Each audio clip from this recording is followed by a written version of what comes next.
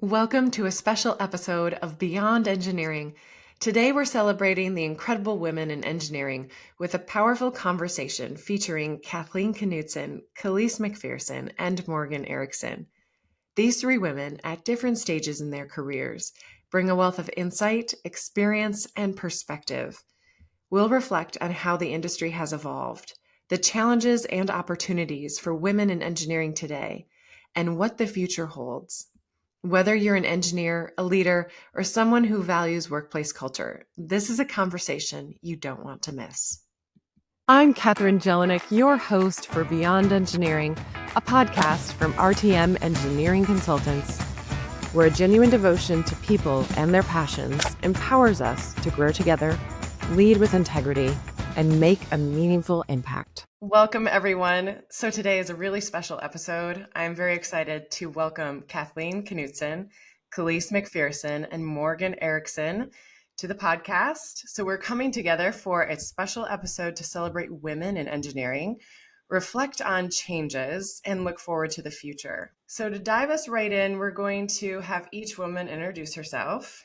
And after saying your name, please share first what you love most about the work you're doing. And then after that, let us know where you're working from, where you live in your location, when your engineering career began, how long have you been with RTN, and the focuses or industries that you are mostly playing in. So go ahead. Let's start with Kathleen. Hi, everyone. So I'm Kathleen Knutson. The work I love to do the most is definitely working with our clients to try to translate their needs to the construction team so that they can build the spaces that help their patients. I work a lot with healthcare facilities and different nurses and user groups. And I also just love to look at different procedures and look at different people problems and try to problem solve. My engineering career began, in my mind, way back when I was in high school for drafting classes, but I went to MSOE and then right into internships. And that was about 17 years ago. I've been with RTM since 2011. So as of this week, actually, it'll be 11 years. Oh, congratulations. Nice. Awesome. How about Morgan? Yeah, I'm Morgan. I really enjoy mentoring our young interns that come on over the summer and the new hires that start here. That's kind of one of my more favorite parts now that I've been around for a few years, like having that opportunity to be that person for somebody. I'm in the Orlando office. It's nice and sunny outside, so I don't know who else has snow, but we don't. Yeah, I started at RTM straight out of UCF, and I graduated in 2016. After UCF, RTM's been my first and only place of employment, and I've really loved it here. So I see myself sticking around for a while. We do a lot of multifamily apartments and hotels, and I really love that, but we also get to dabble in some theme park work, and so that always is a good change of pace, and we enjoy doing that too. Hi, I'm Calisse McPherson, and the thing that I really like is I love seeing something go from nothing to something.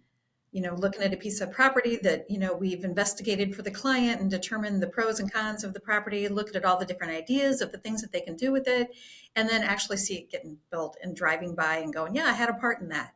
And to me, it's kind of a combination. Always liked math, and I always liked art. And honestly, it's kind of a nice combination of the two of them together. I work in the Davenport office. I also live in Davenport. And I actually have been doing this for almost 40 years. So I graduated in 1985 from college. Kind of like Kathleen said, I had taken drafting classes and things and decided, I really liked that aspect of things and did that, went to school for that. So the work that I do mostly is commercial development. We do some residential development and some parks and, a few municipal projects here and there, but I really do enjoy the commercial developments. We do everything from restaurants to hotels to grocery stores to shops, offices, all that kind of stuff. So it's a lot of fun. I really do enjoy what I do. Yeah, I agree. This is a really neat mix between soft skills and science skills. It's a great career for that. Yeah, it's a good way to put it because I've always loved math growing up and painting and coloring and the art side of it too. Yep. It's a good mix. I love that. bringing in the left and right brain together. Is when the fun starts, usually.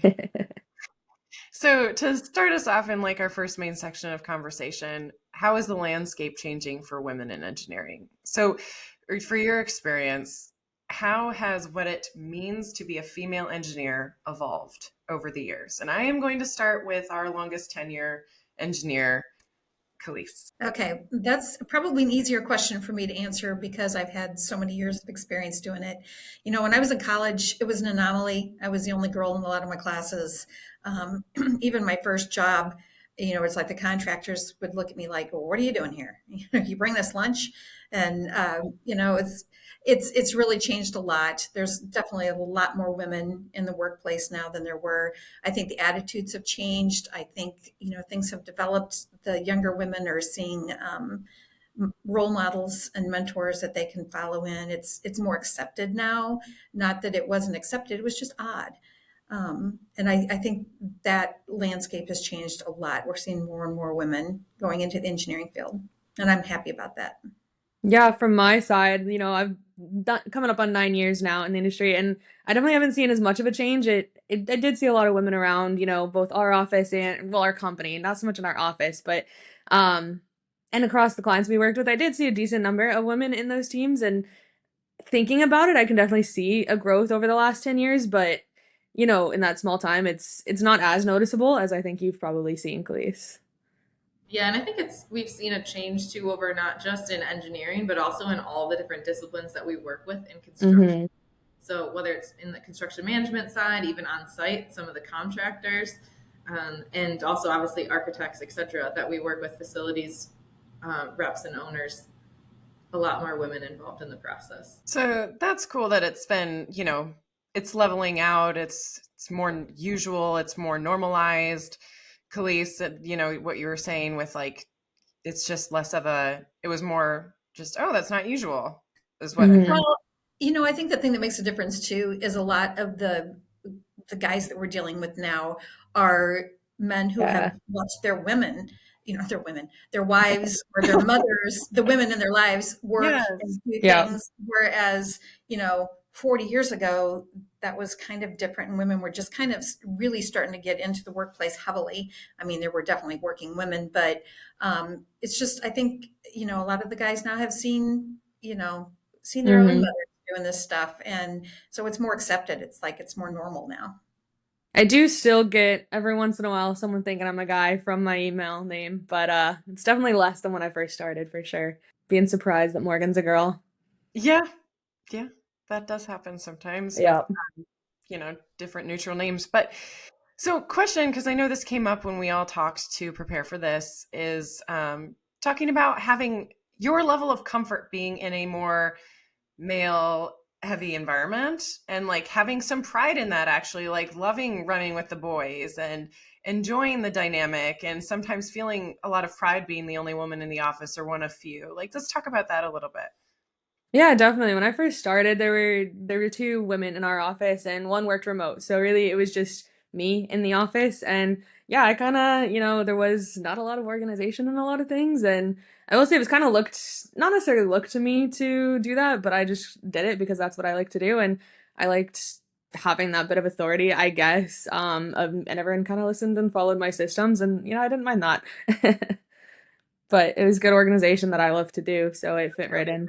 Yeah, I agree. We've seen it grown over time. When I was at MSUE, it's a statistic that just sticks in my head, but it was 13% women and 87% men at an engineering school, but that included business and nursing. So it was definitely what you might call a boys' club, but at the same time, I really enjoyed that. I kind of grew up in that scenario as a farm kid, and it just is a natural fit to kind of be with that group of people. There's a little bit of a different attitude, I think, than in some other careers, lower drama, definitely more of a technical expertise, some of those things that now obviously women are getting more and more into STEM, and that's fantastic to see. But I think I took a lot of pride in, being in that position, and I enjoyed being in the, like you called it, the boys club.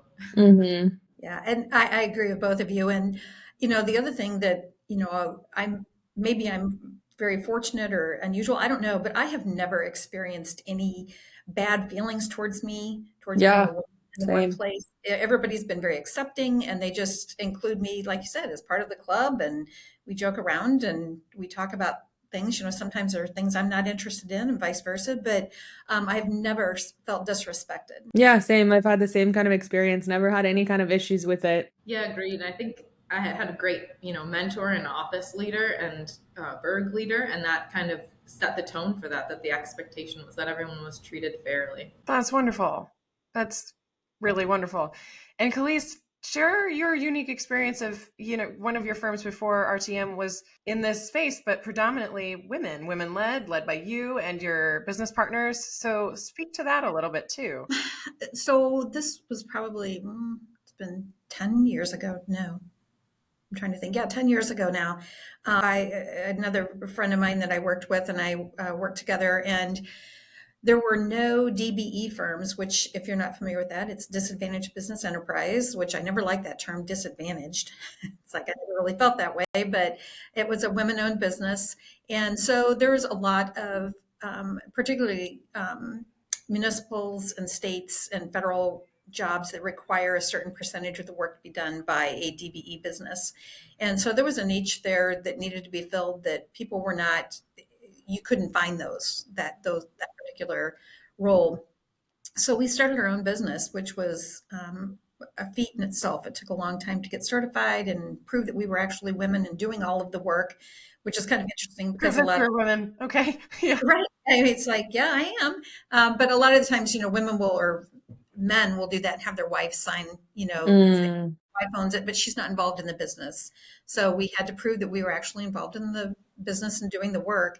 And so, that kind of brought a different perspective too to the women in the workplace. It's, well, they really need us now. And so that was kind of fun, but that was all good. But I can tell you also that owning your own business is not as glamorous as everybody. Yeah.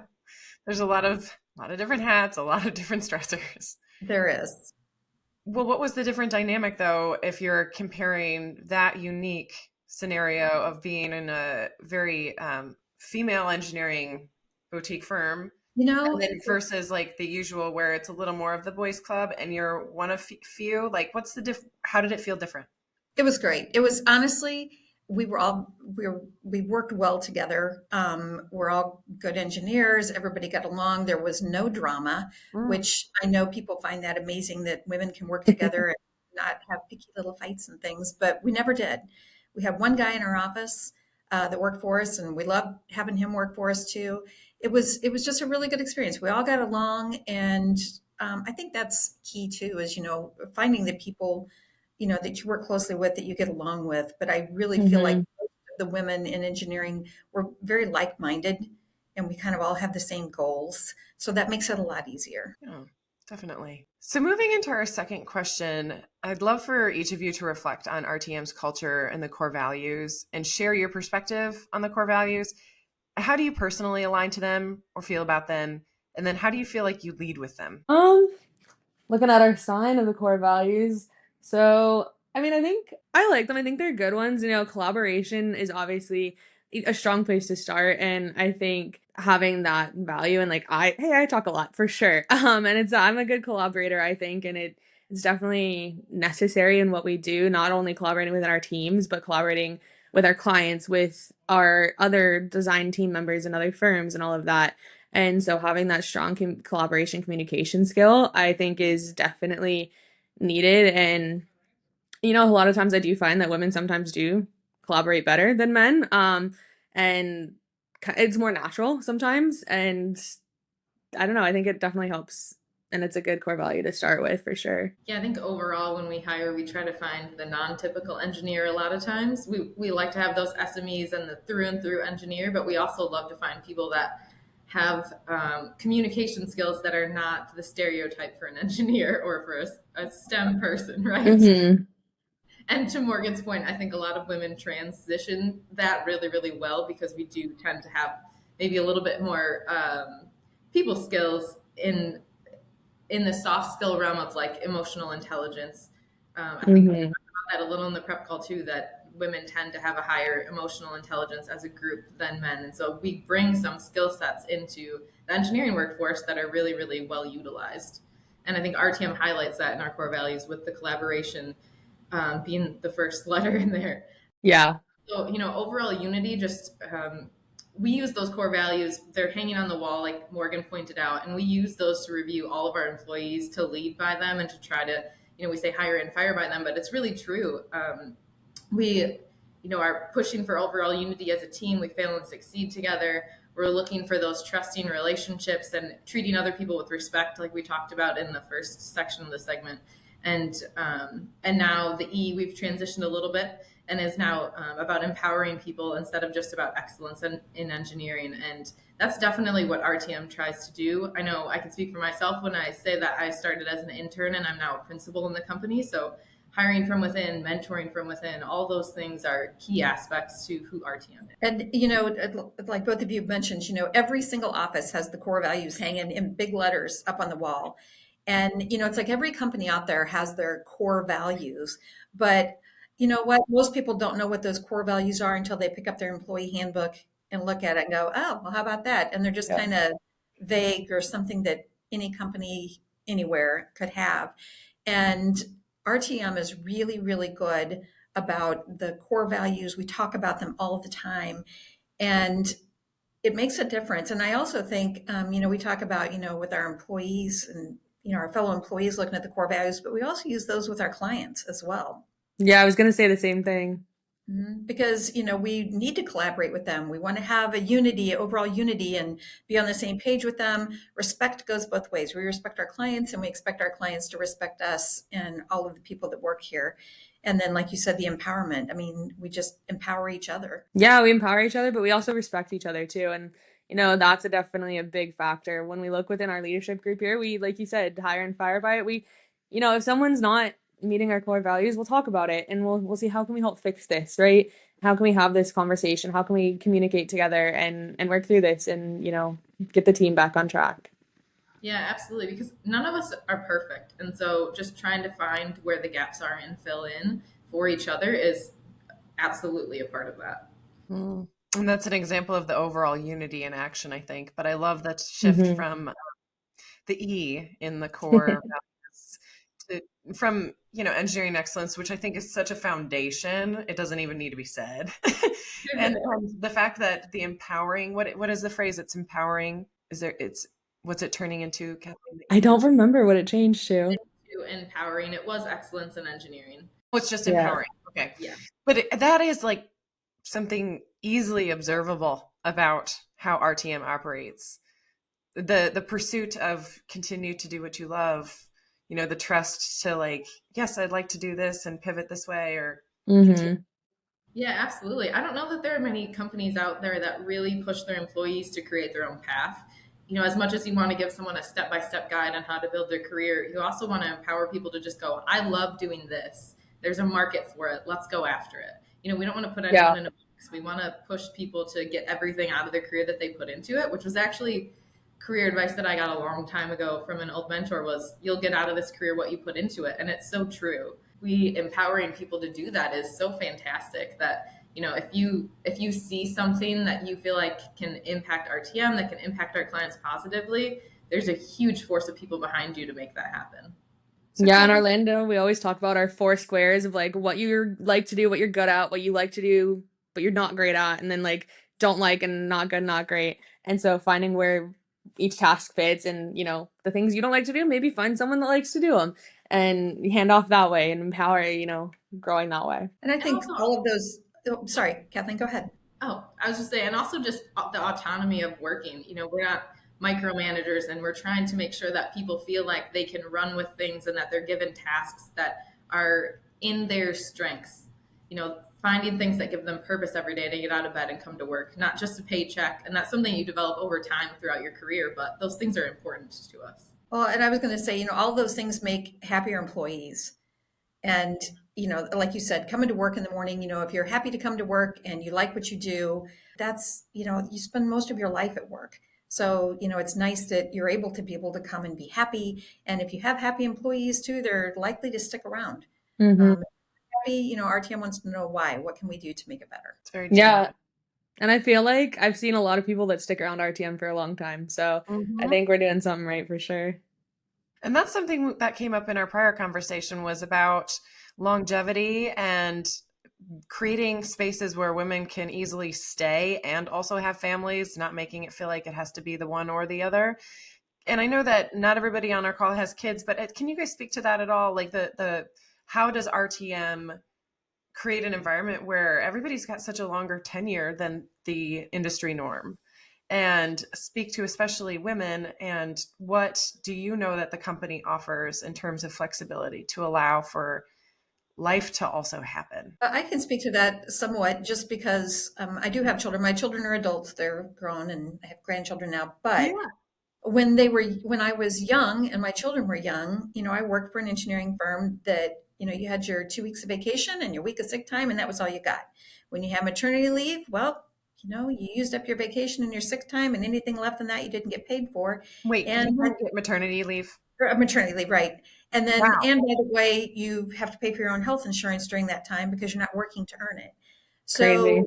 So, now I look at the benefits that we have today, and it's awesome because, we do have the responsible time off. So you take what you need, or coordinating with your team, of course, but women are encouraged to take the time off when they have a child. And even the men are encouraged to spend time with their families, right off the bat.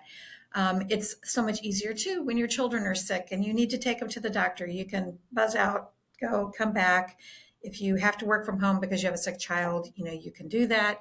It's just, they're very flexible with working. And I think it makes a huge difference, again, in your happiness, and you don't resent the company because you don't feel like you're putting the company ahead of your family.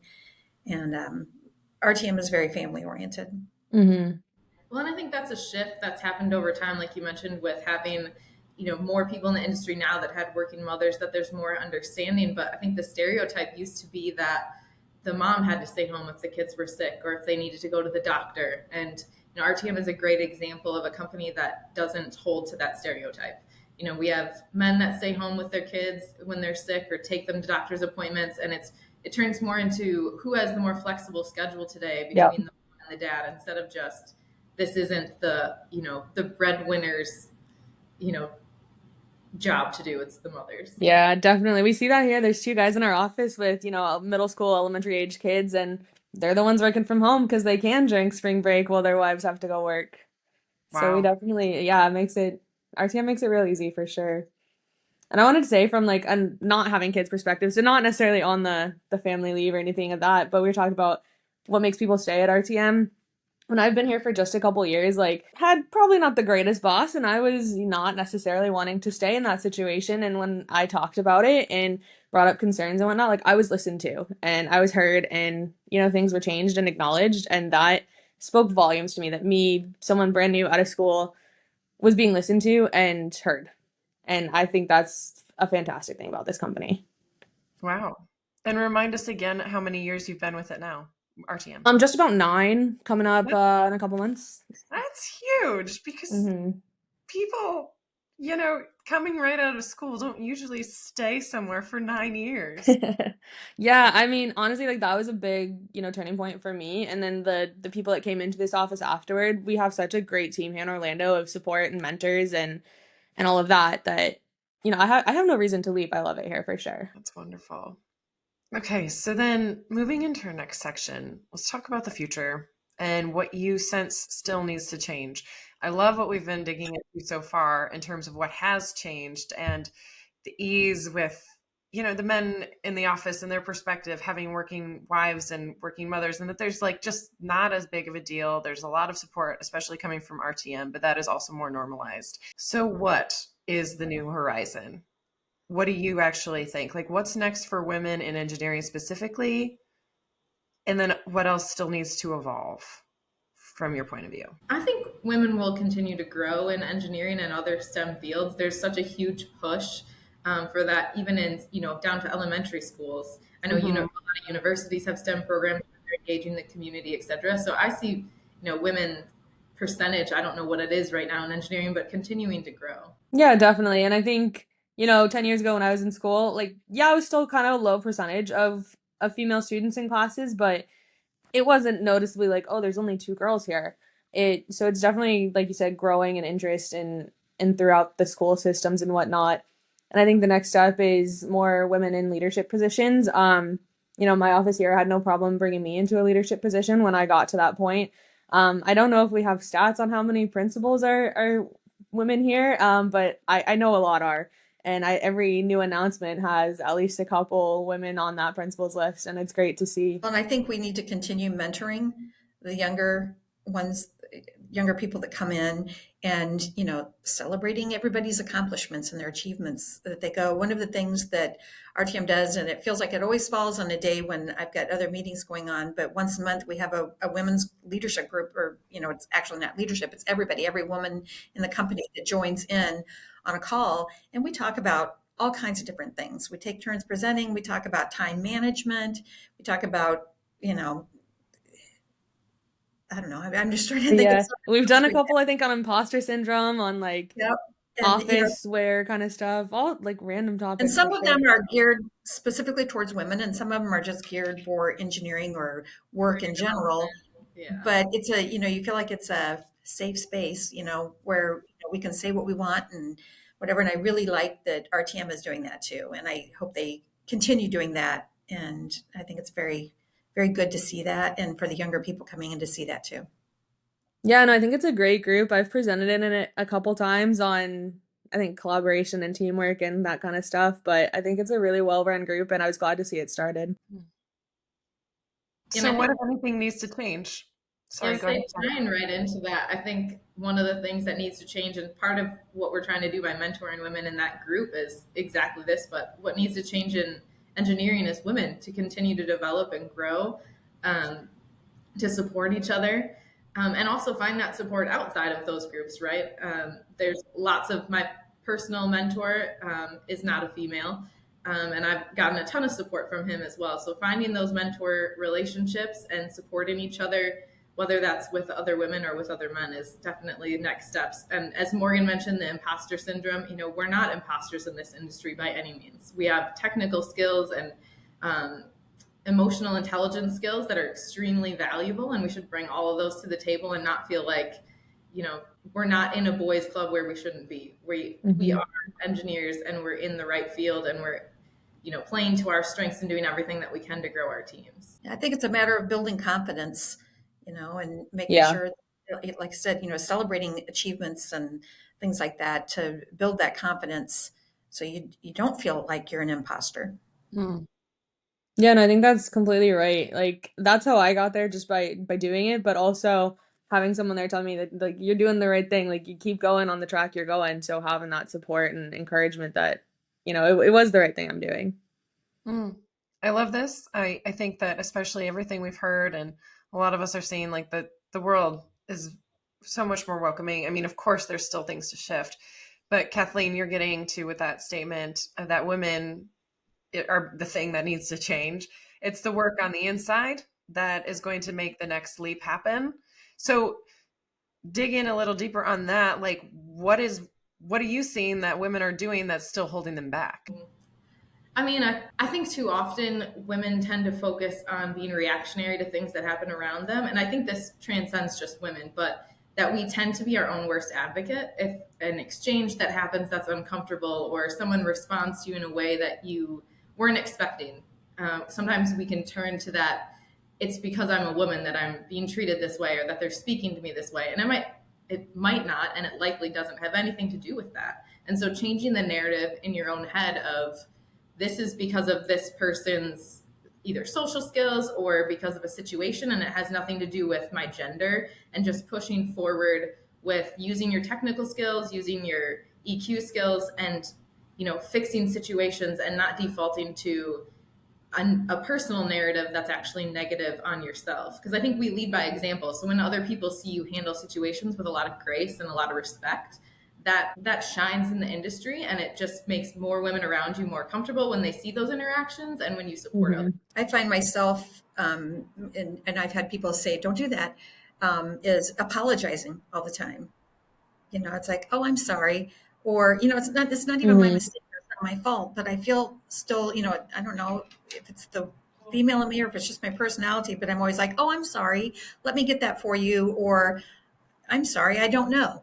Well, instead of just saying, I don't know. Yeah. One thing I was taught early here was don't apologize. Just do what needs to get done, for sure. I think I love what you're getting at, though, because each of these comments really reflect the need to dig into our own, if being related to being a woman or not, but it's like our own baggage, our own stuff, our own patterns and programming. And like you were saying with what you were explaining, Kathleen, the story that's running in your head may not actually be what's happening. What we might be seeing something that within that person is no way, shape, or form like coming through, Right. and how can we drop that, like the inner narrative, like the stories that run through our own minds that might keep us in a place of feeling like a victim sometimes, or feeling disadvantaged, and seeing the situation with that perspective when it may or may not be that way. Like how do you do that on the inside of yourself? Self-awareness is a huge item in that list, because even when RTM acquired the company that I worked for out of college, so I've actually been with the same group of people since I graduated, and at the time of that, when we were acquired, you could take on this mindset of being a victim, like you mentioned, because I'm staying loyal to my boss or the clients that I have, and now I'm pushed in this situation where maybe my benefits changed or my communication processes changed, and now we have a corporate headquarters where we didn't have that before, and everything was local. You can get in this mindset, and at some point you have to catch yourself and go, do I want to affect change and provide positive feedback, or do I want to sit in a narrative of complaining about things that are different or that I dislike XYZ in comparison to what we had before, instead of doing something positive? And so I think that self-awareness is how you find those items and can address them or fix them, and also just watching people around you. How are people reacting to the things that I'm saying or doing? And is that a reflection, if it's repetitory, a reflection on me and something that I'm doing that I can change? Because I think too often when we get into situations, we look at what other people should do better, right? That's the easy thing to do. Place blame on someone else. What else should they have done in this situation that would have helped fix it? And I know something I try to do, and I try to encourage other people to do, is the first thing you do is look at, what could I have done differently in this situation? Even if it's one of my team members that made an error. Well, okay, I also did QA/QC, so how could I have helped them? Or do I need to mentor them? Or what more can I do? Because the only person that you can actually change is yourself. We can wish for change all around us, but if we lead by example, if we change ourselves, that's the most empowering thing that you can do. Very well Yeah, I think said. going along with that, with the self-awareness, is also, getting the confidence that that what you're doing is right. And when they're questioning you, it's not because, your work is wrong or because your answer's wrong or your direction's wrong, but have the confidence of knowing what you're saying and sticking with it and showing why your answer's right. Yeah, and taking perspective too, when I think women like to apologize when something comes up. I think a lot of men like to get defensive when something comes up, that you immediately go into, I couldn't have made a mistake. And that might be more of an engineer trait than it is a male trait. We have things that come up and you instantly react like you want to defend what you did because you don't want to be wrong. I think a lot of engineers are perfectionists, and that's part of, how we get into this field. We like to build things, design things, make sure that they're working optimally. And so just, really digging into that when you come up in situations and looking at like, okay, don't get defensive. What's the background? Stay level-headed, respond in a positive, enlightening way of, this is how we got here. This is why this happened. You can change the narrative of how situations develop and, what the tension level is simply by how you respond and react. I think we do have to be careful with the emotions, because I think men tend to think women are emotional anyway. And, it's like, I know women who cry when they get angry, and everybody's like, oh, she's really weak, she's crying. It's like, no, she's so mad, you better watch out. But I think you have to be careful with that in the workplace. Like you said, you have to stop and evaluate and just kind of take a deep breath and say, okay, maybe this isn't what I thought it was, or maybe I could say this in a different way. So I think that's something you have to watch out for, whether it's right or wrong. I think that, it just doesn't have a place in the office. And just checking egos too, right? Like check your ego at the door in those situations. We're here to help our clients. We're a service industry. I think that can be easily forgotten when you're, tested on why did we do something, right? Or if there's an issue that comes up. Because everyone in the industry wants to place some kind of blame because, right, they want it to get paid for by the party. Yeah. And so just, good documentation, being super organized, like Morgan mentioned earlier, are all huge assets.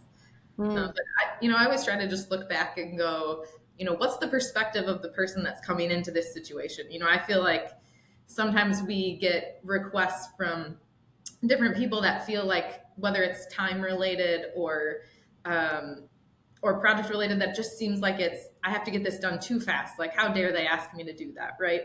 But then you look at their perspective and you're like, okay, well, they have stressors and pushes on their end. And so it gives you a different perspective when you work through a schedule with someone or any issue. If you really look at from their side, what's their job, what's their perspective, why are they coming to it from their point?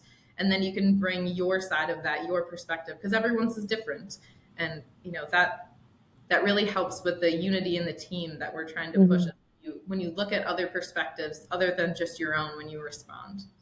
Yeah, no, that's a great point to make, definitely. You're the importance of social awareness, self-awareness and social awareness, and realizing we're not always coming from the same frame, and what they're not assuming the worst case right from the bat, right? Stepping aside from our own emotional reaction. So many wise nuggets coming up with this topic. So something that was briefly mentioned, as we've discussed like emotion and how we respond, I'd love to ask this question. So if things are getting more, very like non-issue for women, are we creating enough space for the same thing to be happening for men? And what I mean is in RTM or in the engineering environment or world in general, would love whatever perspective you want to take on it. Is there enough space for men to show their human emotion? Is there enough space for men to be engaged dads? I kind of heard that a little earlier.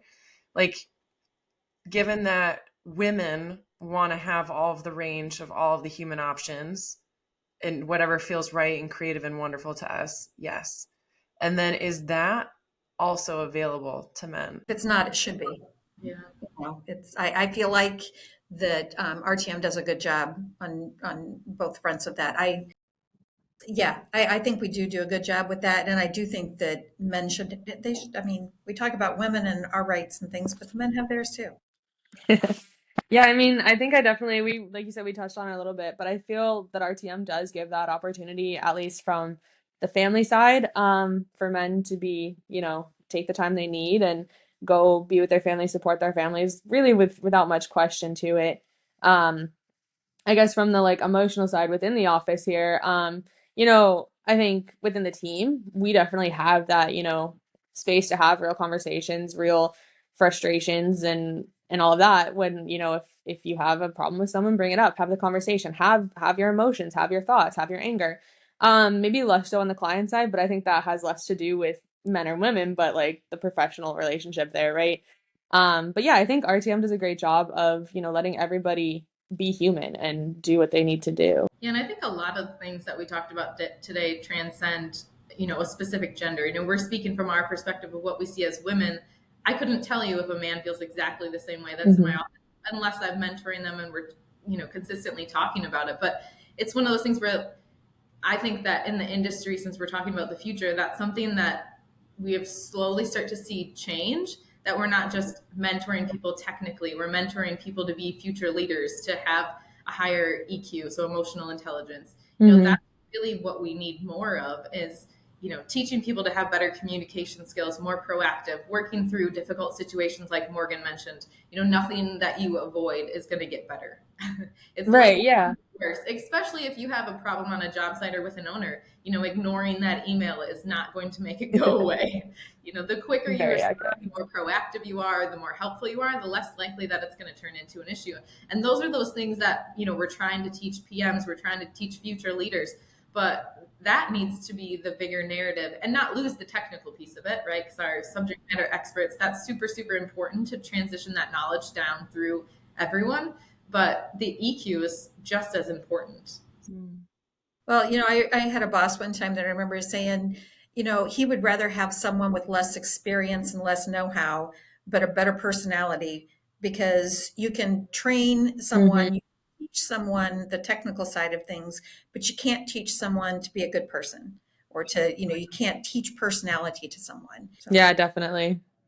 Well, I think that goes to how RTM even hires. It's you're hiring based on those, core values stamped on the wall and really doubling down on who the person is and the relational fit, the culture fit. Yes.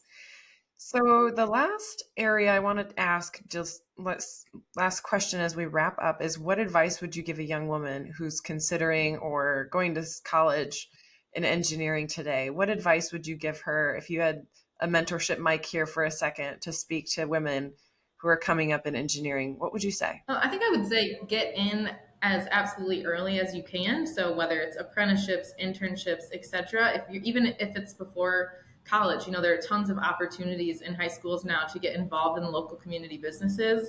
And as part of that, find mentors. Find whether it's women or men in the industry that you can lean on to get advice on career building, on different companies and what their industry standing is. All of those things. The more people that you have in your court, the better off you're going to be. And having solid mentors in your life, people that you can go to and try to problem solve with, or say, I'm having this issue, that's so helpful. So that would be my advice.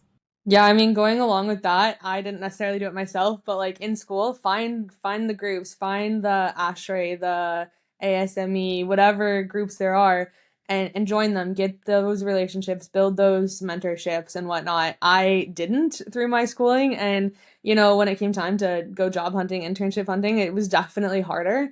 I lucked out because my brother works at RTM and kind of fell into this, and it worked out fantastic for me. I definitely recommend going to those groups and obviously, doing the best you can in classes and being just you though. And that's really what's going to get you these relationships, having, your personality and knowing what you know.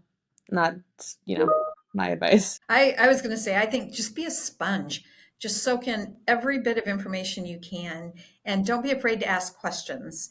That's one of the things I like in our office atmosphere. We have an open atmosphere. So I'm on the civil end of things, but I work with the MEP group too. And being, an open office, I can hear their conversations. And I have learned so much about MEP, working with them and listening to them. And I think, just take it all in, soak it in, ask the questions, continue learning even after you get your job. Just keep going and just stick with it. Yeah, and as I mentioned earlier, just know that you'll get out of this career whatever you put into it. So, do the extra code reading, do the extra, conversations with different people, trying to pull knowledge out of them. All that's going to pay back in dividends because, people can lead you to water, but they can't make you drink it, right? So the more that you put into this, the more you will get out. And you'll be surprised how many things you think you've learned that are worthless knowledge that will come back to be a big help. And be surprised, and be surprised just how much it's such a great thing when we see even first year engineers that get to work with interns that come into the office and they just realize like, wow, even in just 1 year, how much I've soaked that I didn't know before. That whole imposter syndrome thing goes into that, right? We're never going to know everything, but so much more than you realize, and when you get to work with other people, you realize that. Yeah, when you get to, like you said, teach the new guys, you're like, oh wait, I actually know that. So in closing with Beyond Engineering podcast, we do a closing appreciation. So each get a chance to just share anything that you want to appreciate and reflect on. So feel free, whoever wants to start. It's kind of or take a minute? I think I'd like to thank you for hosting. Thank you so much for having us. It's a great opportunity that we even get to have a podcast like this, that, one that RTM wants to do, but that industry people want to, listen and hear the perspective of people. And then also, I just want to thank my mentors. I won't name them specifically, but, I appreciate all that they've done for me and helped me grow over my career. And, it's invaluable. Yeah, definitely. I mean, echo that. Thank you for hosting this for sure and getting this group together. I think it was great discussions. But like Kathleen said, my mentors have been great and invaluable, but RTM on the whole, I don't know anything else since, this is the only place I've been, but it's been a fantastic place. The leadership team, top down, not that we're all that deep, but everybody here is amazing, great to work with, very helpful, always there for any questions, no matter if it's the first time I'm reaching out to them saying, hey, so-and-so, give me your name that you'd be able to help me. Thanks. And then, it's right there, right with the help, for sure. Yeah, I have to agree with both of those guys. I love having this podcast. I love watching and listening to the ones we've had in the past. I think this is a great thing. But I agree too. My mentors that I've had in the past, every single job I've ever had, I've had someone in particular in every job, sometimes more than one person, that has had a big influence on me. And I appreciate them and thank them for their patience when I make stupid mistakes, those, the learning mistakes and, that kind of thing, that they, don't scare me away. They're like, okay, let's look at this, what we could have done differently. And it took it on as a learning experience and not a punishment type thing. And I think that's huge. And I just appreciate every single mentor that I've had. And I've learned something different from all of them. And it's kind of nice, like I said, now I'm the old one here. I've been doing this for 40 years. And to be able to look back at all the people that have had an influence. And it's funny, when I think back on them, I can remember specific instances with every single one of them and things that I've learned from them. And I don't think that people realize the impact that they have. And like Kathleen and Morgan, the impact that you are having on the people that you are working with and you are mentoring, because they are going to remember that forever, the things you teach them, and just keep being patient. Yeah, and the same back to you. Well, I'm excited to conclude because there's such a theme of the value of your shared experiences and sharing your wisdom and perspective and handing it to others too, for them to grow from as well, and being open in that way. I know that that's a huge belief within RTM, and one of the giant values of the way that RTM grows through mergers is continuing to bring in, like Calisse, your firm, and Kathleen, your firm, bringing in the wisdom from different groups and really valuing it, which is that's very unique to have that so intentionally done. And I want to thank each of you for being on this podcast and being so open and sharing your perspectives today. I think something that is really striking me is such a great thing to hear about how we're really there in so many ways, and each of you and how you lead and show up and feel effortlessly comfortable and in command of your spaces. You didn't use that word, but that's definitely a feeling that's coming through. So I'd like to appreciate you. And it's very kind of you to appreciate me, but who you're appreciating is the people behind me, who are Jessica and Laura on your marketing team at RTM, and Tony Merchandani for making the choices around how he'd like to see the podcast shift. And the fact that straight from Tony and throughout the company, hearing shared experiences like yours are valued. And that's why we're doing this. And being able to put you on the microphone and have you share it with everybody who's listening to RTM, because RTM is becoming such a huge example of culture and growth in your industry. So thank you for being a part of that and reflecting and letting us hear some of your wisdom today. Yeah, okay. Definitely. Yeah. So that's a wrap. One last thank you, Morgan, Kathleen, and Calisse, for your time, and everyone listening. Looking forward to having you tune in on our next episode of Beyond Engineering. Thank you for listening to this episode of Beyond Engineering, a podcast from RTM Engineering Consultants. To be notified of future episodes and to watch past episodes, please follow Beyond Engineering on Apple Podcasts, Spotify, or YouTube. Until next time.